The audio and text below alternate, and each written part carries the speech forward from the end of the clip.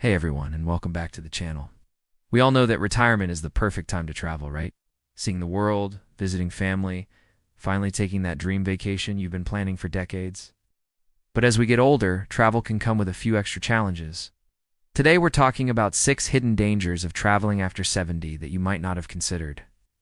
Don't worry, this isn't about scaring you away from your adventures. It's about empowering you to travel smarter, safer, and with more confidence than ever before. So, grab a cup of tea, and let's dive right in.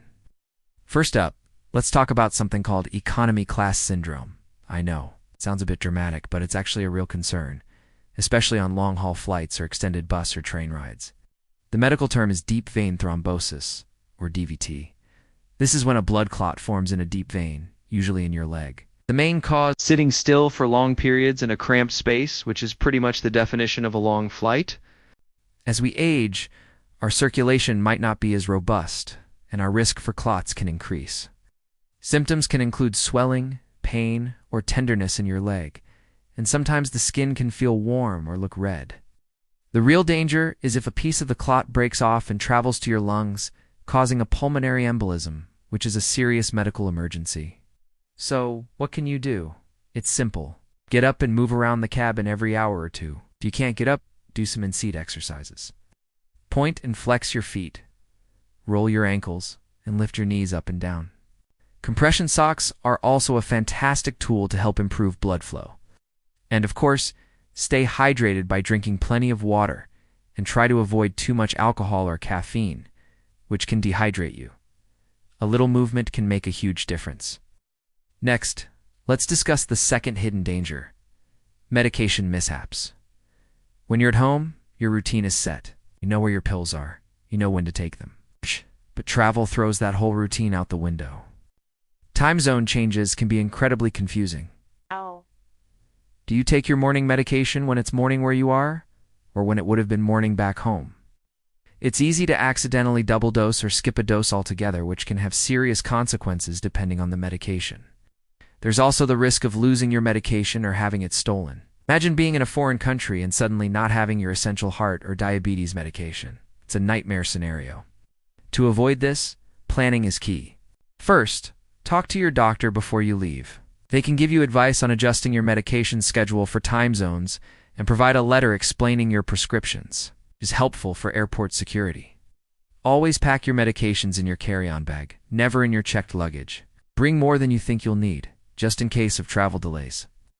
A pill organizer labeled with the days and times is your best friend. And consider setting alarms on your phone to remind you when to take them.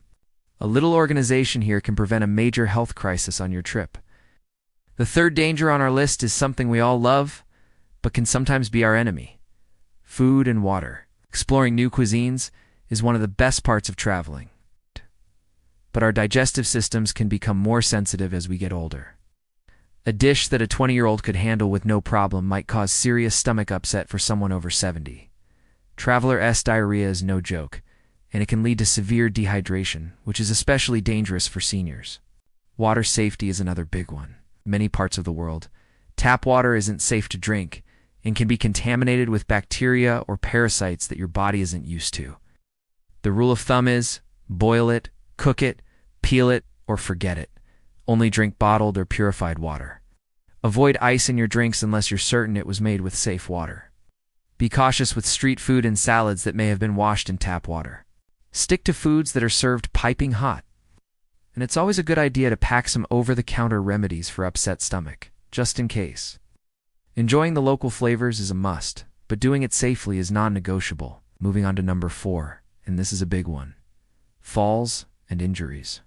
When you're in an unfamiliar environment, the risk of a fall increases dramatically. Think about it: uneven cobblestone streets, poorly lit hotel rooms, unfamiliar bathrooms without grab bars, crowded tourist spots. It's a minefield of potential trip hazards. And for seniors, a fall that might have just been a bruise at 30 can lead to a broken hip or a serious head injury at 70. Our balance can decrease with age. Our eyesight might not be as sharp, and our bones can be more brittle. So prevention is everything. First and foremost, wear comfortable, supportive shoes with good grip. No flip-flops for sightseeing. When you get to your hotel, Take a moment to look around. Identify any potential hazards like rugs you could trip on.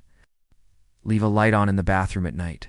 If you use a cane or a walker at home, bring it with you. Don't be too proud to use it. And please, take your time. Rushing is the enemy. There's no need to keep up with a fast-paced tour group if it feels unsafe. Your health is more important than seeing one more monument. Travel at your own pace. Our fifth hidden danger is underestimating the impact of climate and altitude. Your body is accustomed to your home environment. Suddenly exposing it to extreme heat, humidity, or high altitude can be a shock to the system. In hot climates, heat stroke and dehydration are major risks. Seniors are more susceptible because our bodies don't regulate temperature as efficiently. Symptoms like confusion, dizziness, and a rapid pulse should be taken very seriously. On the other end of the spectrum, high-altitude locations can be a challenge. Less oxygen in the air can cause altitude sickness, with symptoms like headache, nausea, and shortness of breath. For someone with a pre-existing heart or lung condition, this can be particularly dangerous. The solution is gradual acclimatization.